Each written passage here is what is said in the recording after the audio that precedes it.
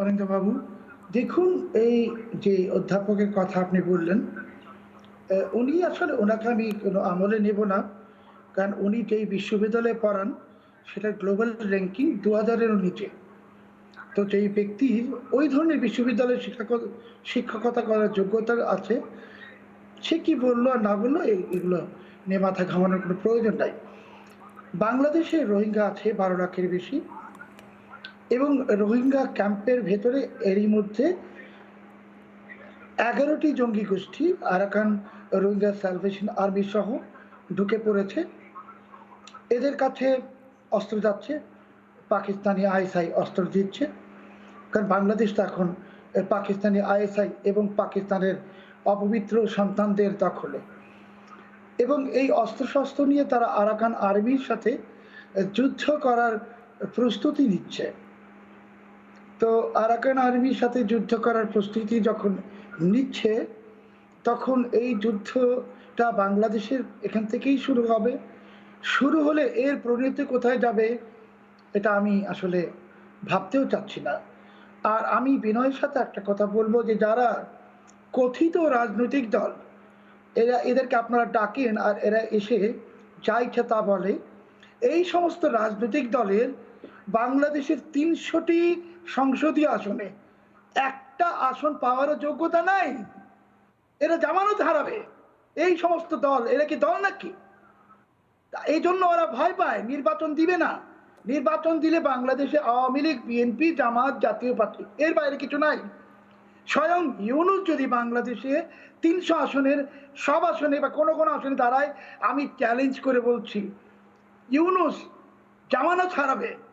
তো একজন দেউলিয়া ইউনূস রাজনৈতিকভাবে, আরো কিছু রাজনৈতিকভাবে দেউলিয়া ফালতু লোক, যাদেরকে আমরা বলি ফালতু, এইগুলাকে নিয়ে বানর নাচ নাচতেছে।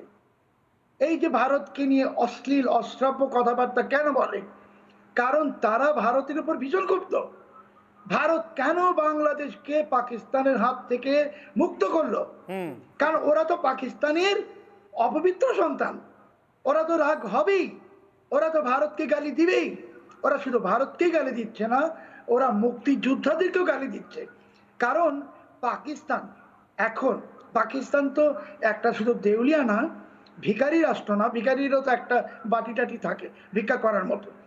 পাকিস্তান বাংলাদেশকে ধ্বংস করে প্রতিশোধ নিতে যাচ্ছে এই কারণে যে পাকিস্তানে ওই দেশের লোকেরা এতকাল তাদের আর্মিকে, তাদের রাজনীতিবিদদেরকে বলছিল যে পূর্ব পাকিস্তান থেকে বাংলাদেশ হলো 71-এ এত উন্নত হয়ে গেছে, আর 47-এ আমরা স্বাধীন হলাম, কিছুই হলাম না, আমরা ভিখারি হয়ে গেছি।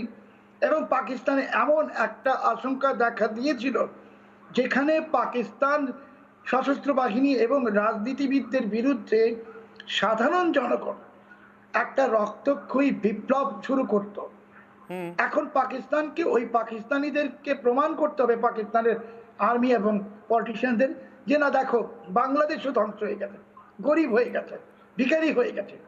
তো বাংলাদেশকে গরিব বানানোর, ভিখারি বানানোর, দেউলিয়া বানানোর এই চিন্তা বাস্তবায়নে যারা যারা সহযোগিতা করছে, এই যে কথিত রাজনৈতিক দল, আমি এদেরকে মলম বিক্রেতা রাজনৈতিক দল, যাদের একটা আসন নাই বাংলাদেশে, বেশ, এই সবগুলো আপনার কথা সূত্রে আমার দ্বিতীয় অগ্নিবাণ, আপনার কথা সূত্রে সালাউদ্দিন শোয়েব চৌধুরী, আপনার কথা সূত্রে আমার দ্বিতীয় অগ্নিবাণ, তাহলে কি বাংলাদেশ ভাগ করতেই গতিতে ইউনূস?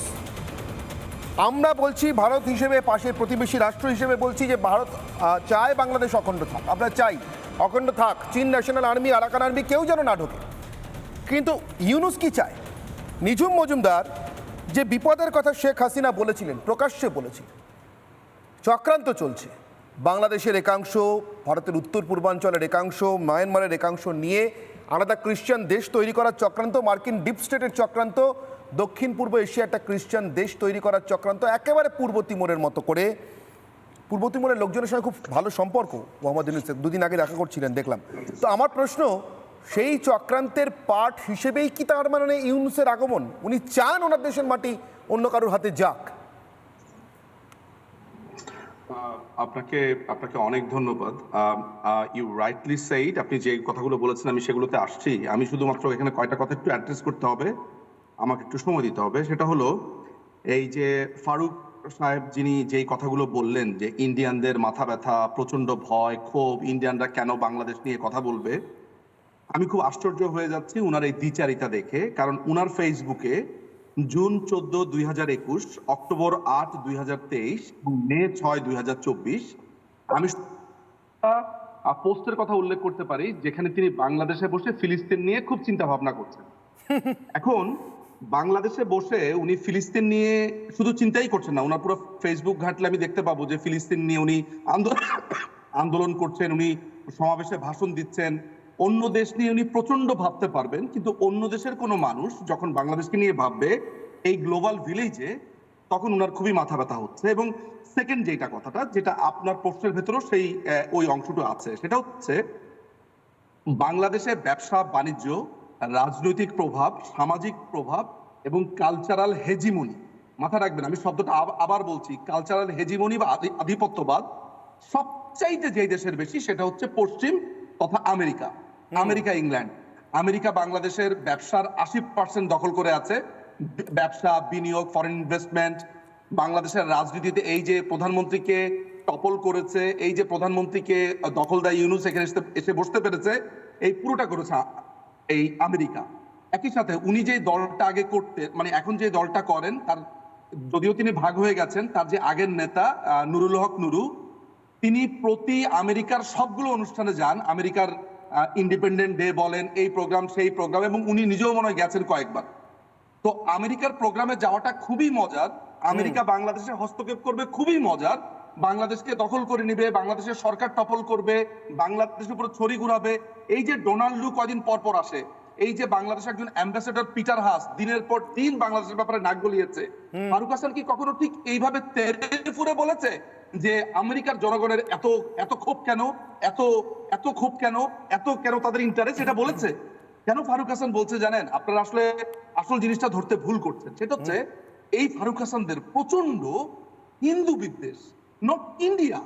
আজকে যদি ইন্ডিয়া সৌদি আরব হতো, আপনার পায়ে ধরে বসে থাকতো।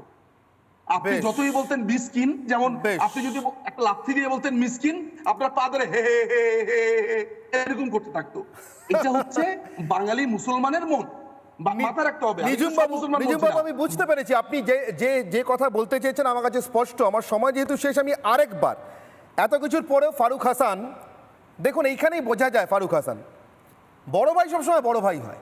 দেখুন ছিলাম তো সব একই সঙ্গে, তখন তো এক অখণ্ড ভারত পুণ্যভূমি, সেখান থেকে জিন্না কিছুটা ভাগ চেয়েছে, দিয়ে দিয়েছি আমরা। তার মধ্যেই আপনারা ছিলেন, পরে আপনারা সাহায্য চেয়েছেন, স্বাধীন হতে চান, স্বাধীনও করে দিয়েছি। এখন স্বাধীন ছেলে মেয়ে স্বর্গে যাবে না জাহান্নামে যাবে তার ব্যাপার। আমার আপনার কাছে আবার একবার প্রশ্ন, মণিপুর ঠান্ডা করে দিয়েছি, আরও ঠান্ডা হয়ে যাবে। মিজোরামে কোনো উপদ্রব নেই, এই কুকিচিনগুলোকে নিয়ে, রোহিঙ্গাগুলোকে নিয়ে আপনারা কি করবেন? দেশ রাখতে পারবেন তো? অখণ্ড বাংলাদেশ রাখতে পারবেন তো? 10 সেকেন্ডে। জি, আপনি শুনতে পাচ্ছেন? পাচ্ছি, বলুন। জি, এর আগে আপনি যাকে টাইগার বাহিনীর প্রধান বা টাইগার প্রধান বললেন, আসলে দেখেন তাকে আমরা সবাই চিনি বাংলাদেশে। সে অ্যাকচুয়ালি মানে ইন্ডিয়ান একবারে সোল এজেন্ট, বঙ্গবীর কাদের সিদ্দিকী যাকে বলা হয়। তো সে স্বভাবতই আওয়ামী লীগ তথা ইন্ডিয়ার পক্ষে বলবে, এটা আমরা জানি, বাংলাদেশের জনগণ জানি। আপনারা যদি বাংলাদেশের নানা ধরনের কন্টেন্ট দেখার জন্য লাইক করুন, শেয়ার করুন আমাদের ফেসবুক পেজ, সাবস্ক্রাইব করুন আমাদের ইউটিউব চ্যানেল। পাশাপাশি অন্যান্য ব্রেকিং নিউজের জন্য অবশ্যই চোখ রাখুন রিপাবলিক বাংলায়।